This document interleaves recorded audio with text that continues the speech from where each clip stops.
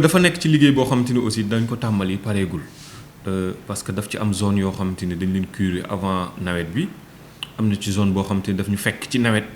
ñu koy curer. loolu ñu génnee nag c'est vrai def na fa à peine je peux dire matul 5 jours mais def na fa quand même 48 à 72 heures yoo xam def na ko parce que dañ ko génnee te pareegul te tant que mi ngi tooy day naqaree yóbbu à la décharge moo tax ñu ne nañ ko fa bàyyi mu wow nga xam da nga koy mën a tibb yóbbu ko quantité yi nga xamante ni moom la ñu prévoir ci camion yi nga xam moo koy yóbbu pour mën ko yóbbu Mbëbës mais il s'est trouvé que ni c'est-à-dire dafa am ay difficultés techniques yoo xamante ni des fois day am que population bi peut-être duñ ko maîtriser fii ba Mbëbës sori na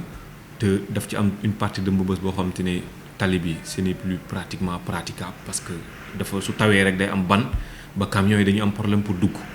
donc loolu moo indi difficulté bi te pour nga mën a décharger Mbëbës aussi il faut nga am bon bu la mën a dugal Mbëbës léegi camion yi nga xamante ne mooy concessionnaire bi nga xamante ne moom moo war a yóbbu mbalit bi difficulté yooyu la amoon mais bon malheureusement population bi duñ ko comprendre noonu et ñun li ñu bëgg mooy su génnee rek mu dem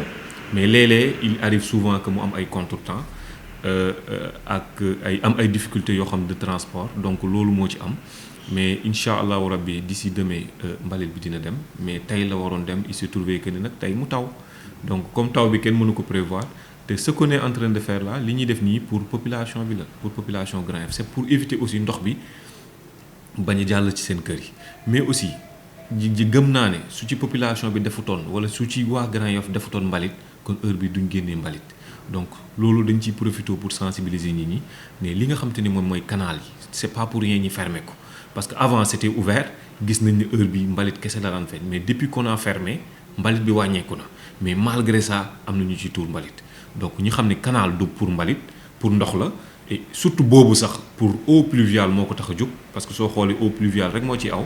donc nañ ñu ko sàmmal suñ ñu ko sàmmalee dañuy yombalal liggéey bi te dina permettre lu ñu mën a génnee ci jour bi mën ko évacuer ci jour bi mais su fekkee ni à 6 kilomètres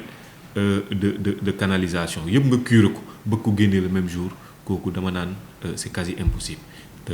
lu déchet bu toll noonu dafa am noo koy trier pour mën ko yóbbu doo ko génnee ci tooy bi mën ko yóbbu il faut que nga bàyyi ko ndox bi wàcc libéré wu pour que nga mën ko yóbbu au moins fii nga xam mooy Mbëbës parce que Mbëbës aussi dafa am ay conditions yu ñu fay tuuree mbalit du rek lu la neex wala noo gàddu rek ñëw sànni ko foofu dafa am conditions yu ñu ko fay tuuree donc ci conditions yooyu la ñuy essayer remplir pour mën a yóbbu mbalit bi li nga xam mooy Mbëbës fépp foo xam te ni ubbi nañ ko rek suñ ko curer automatiquement rek même suñu évacuer wul mbalit bi nañ ko tëj pour permettre mbalit ba ñu duggaat ci biir mais it su fekkee ne parewuñ en général dañ koy baliser de telle sorte que au moins pour signaler ne parewuñu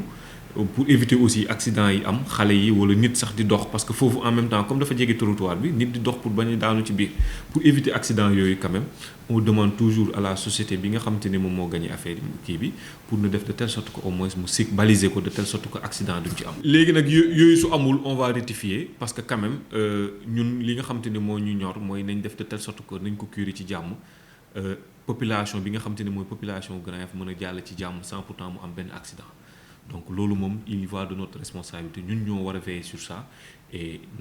on va dépêcher des éléments yoo xam ñi dinañ vérifier li nga xamante ne moom mooy loolu fépp foo xam amul balise ñi baliser ko parce que loolu mooy norme bi dinañ ko baliser de telle sorte que au moins pour éviter zéro accident duñ xaar ba nit ñi interpeller ñu suñu ci soog a wax mais loolu dafa bokk ci condition de curage fépp fooy curer te pareegoo da nga ko war a baliser fépp foo paree da nga ko war a tëj hermétiquement comme ni nga ko fekkee loolu mooy condition wu contrat bi nga xamante ne seq nañ ko entreprise yi nga xamante ne ñoo def curage bi